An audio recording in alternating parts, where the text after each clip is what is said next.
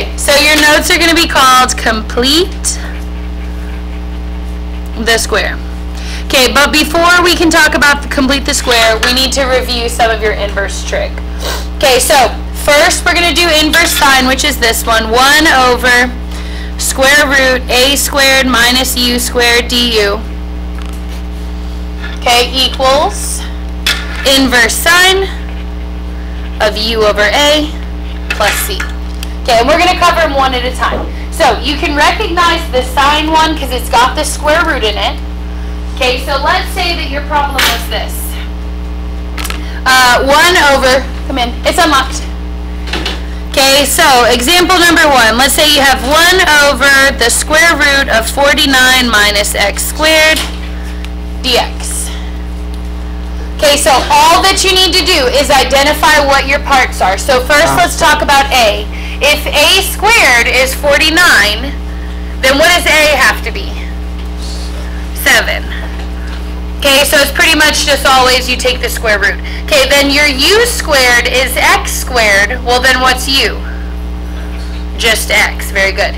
And then when I take the derivative of u, the derivative of that is just 1 dx, because the derivative of x is 1. So if I wanted to rewrite my formula here, it would be, okay, well, that's 1 over a squared minus u squared under a square root. And then what is my dx the same as?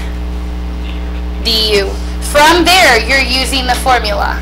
So it's the inverse sine of u over a. So what will it be for this one? X over 7 plus c. Okay, so these are pretty easy as long as you know whatever the formula is. Okay, ready to do another one? Number 2. Okay, number 2, we're going to do the integral from 0 to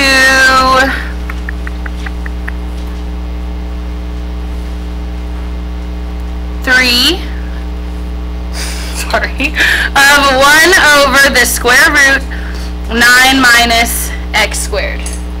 Okay, so first question, what's my a going to be? 3. What's my u going to be? X. And if u is just x, then what's du?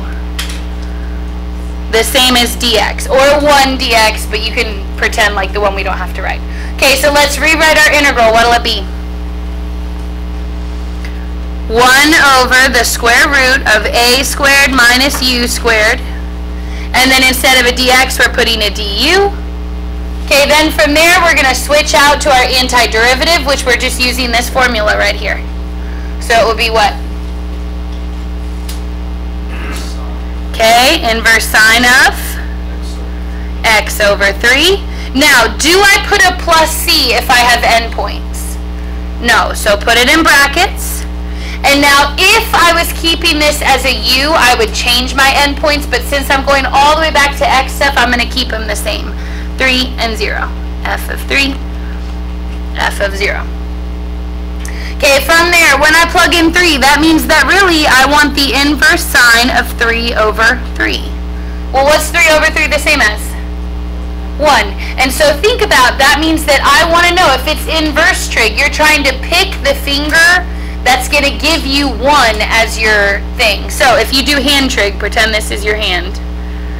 Okay. If I want, because you know they can't see my hand in the video. Okay, so if I want to get 1, sine are my bottom fingers. I need all my fingers on bottom. Which one am I going to bend? Pi halves, which is your thumb.